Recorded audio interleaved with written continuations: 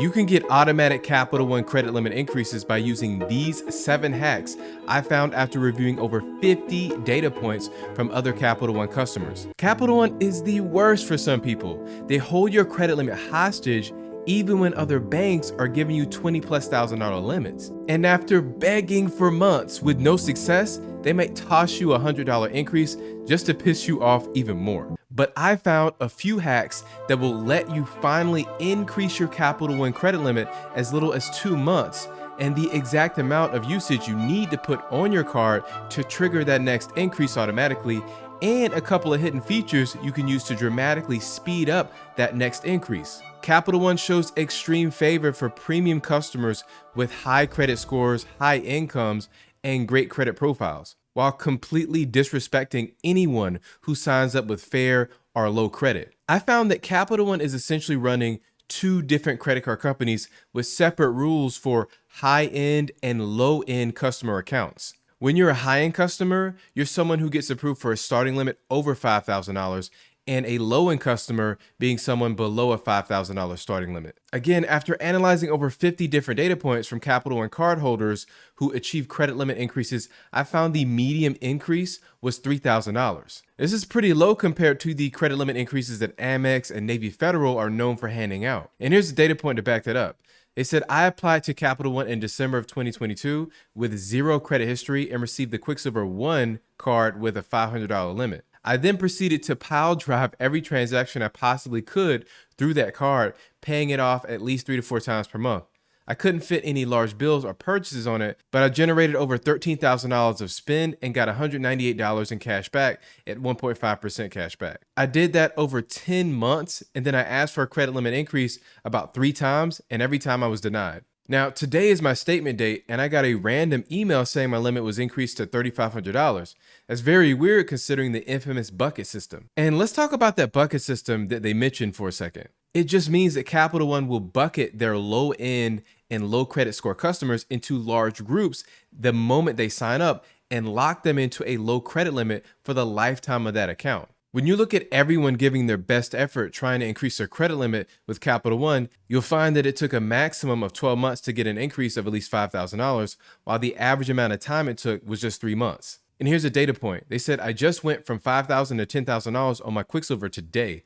I've held the card for 1 year now. I was denied a credit limit increase at the 6-month mark. My credit profile is rather mature at an 800+ credit score, $140,000 in available credit with a 3% utilization rate. My average limit across my 8 cards is about $18,000, and my oldest credit card is 24 years old. I also hold the Venture X card with a $30,000 limit. And another person said, I've had the Saver card for 3 months. The starting limit was $1,000. I asked for a credit limit increase about a month ago, and they only offered an increase of $100. I took it, but I just received notification saying that they increased my limit from $1,100 to $6,100. I'm not complaining, but I'm just surprised. I was only putting $400 of my monthly spend on it, with last month almost reaching a monthly spend of $1,043. I have another Capital One card, but that card has not passed the $500 limit they offered me 8 years ago. Now, do you notice how they only received a $100 increase after the manual request and a $5,000 increase automatically? That's going to become a common theme for Capital One. Just wait and see. And so many people are terrified of asking for too much money when they request a credit limit increase. But from my experience, credit card companies will always counteroffer with the limit they're comfortable with giving you. So it's always good to request the maximum amount possible. I usually push for the maximum no limit for that particular card. For the Quicksilver card, that's $25,000, and for the Venture X, that's around $50,000. And for my research, I found only 11% of people actually received the limit they asked for. In every data point I read, the cardholder asked for more and received a lot less. And here's what one person said. They said, my answers to Capital One's questions as well as things that I consider to be relevant. And note, I forgot to unfreeze my reports before this and I still got approved. My income was $201,000. My mortgage payment was $2,100 monthly, no other loans. My total available credit was $132,000. My utilization rate was around 11% with TransUnion. As for my recent accounts, I had no new cards in the past 6 months, 3 new cards in the past 12 months, and 4 new cards in the past 24 months. I've been gardening since the Venture X approval, but should be applying again soon. I'm employed, but I won't say what my occupation is. When they asked how much will you spend each month On this credit card, I wrote $15,000 and I expect to go over $20,000 next month. But if I were to average it out over the next 6 months, $15,000 may have been a bit high. As for my maximum desired credit line, I requested $100,000, roughly half of my income. So that person ended up getting a $10,000 increase from $30,000 up to $40,000, which is less than half the limit that they asked for. Most credit card companies will tell you that you need to improve your credit score to qualify for a credit limit increase. And that's mostly true here because the average overall credit score was 750, which is excellent credit. Owning a high-end travel card like the VentureX card is like having a loving relationship with a completely different credit card company that most people wouldn't even recognize as Capital One. The VentureX is the only Capital One card that received increases over $10,000, with a couple of people getting their limit increased by $20,000 in one go. That's insane. Here's a data point. They said I applied and received the VentureX last month in February of 2022 with a $30,000 credit limit. I immediately spent $11,000 that month on travel and thus met the sign-up bonus last month. I just applied for a credit limit increase on the website, not the app, and was approved for an additional $20,000. So my credit limit is now $50,000. I'm a little surprised that they do that after only having the card for 1 month. And this wasn't just a one-time thing.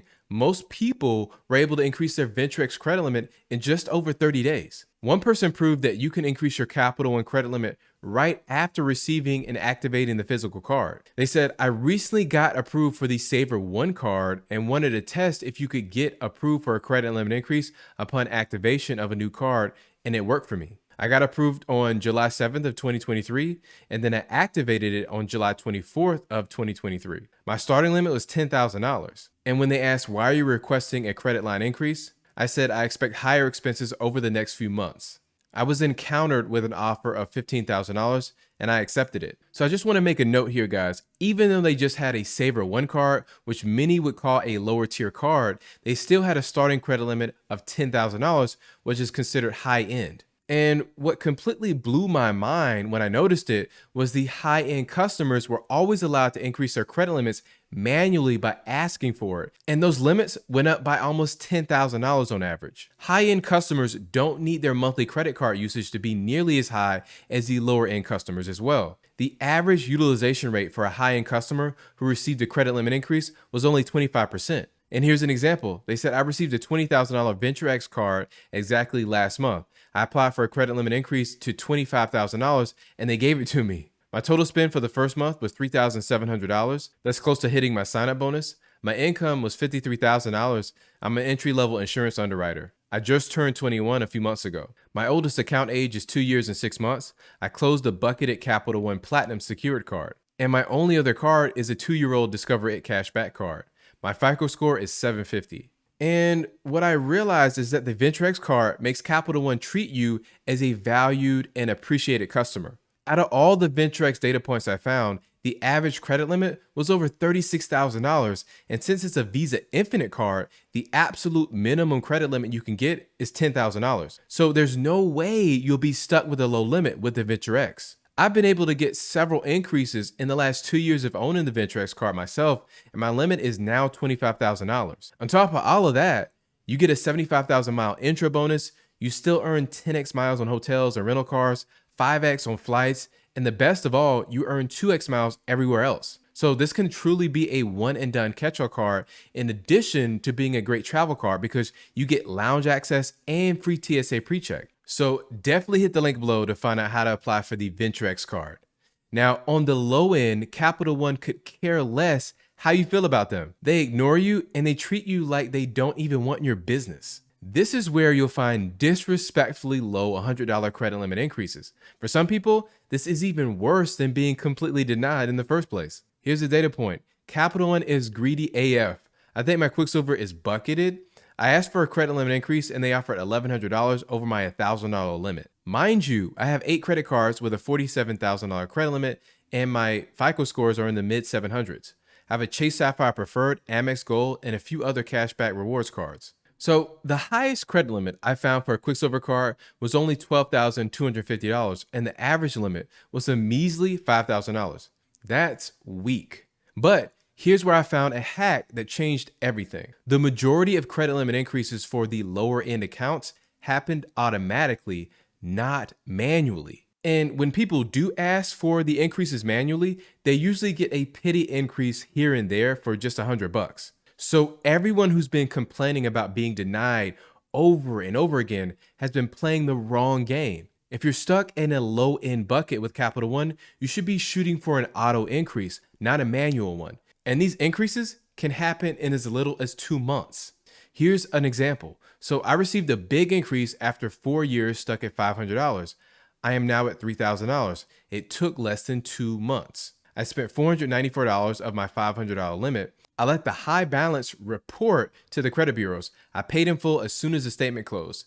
Spent $300, paid in full as soon as the transaction posted, spent another $200, and then I received an increase automatically before the next statement. Capital One wants to see high balances report, and of course, lots of spend to get there. So auto increases are triggered by how much usage or spend you put on the card. The minimum usage that triggered an increase was 25%, but the average usage was 70%. I've also seen several pieces of evidence from myself and other people that product changing your current card into a different card can help push through a credit limit increase faster. And here's an example. My first credit card was the Capital One Platinum with a $300 starting limit. I got an offer to product change to the Quicksilver a little over a year ago. Now I have a Quicksilver card with a $3,500 limit with them. So if you want to have the best chances of getting an increase of Capital One, you need to first find out what type of customer you are, a high-end customer or a low-end customer, and use the correct strategies for each. If you're on the high-end side and you have a starting limit of over $5,000, you can first request an increase right after you activate the card. Then you can try requesting an increase after you hit the sign-up bonus within a few weeks of getting the card. After that, you can spend a normal amount on the card and go for a soft pull credit limit increase every month after your statement cuts. By the way, if you want my credit limit increase hacks cheat sheet, I'll leave that link below for free. On the low end, that means your starting limit is under $5,000. You want to first try spending at least 70% of your available credit limit and pay it off after your statement date and before your due date. That means you want to let it report to the credit bureaus. And then number 2, then repeat that process between 2 and 6 months. You want to give it some time.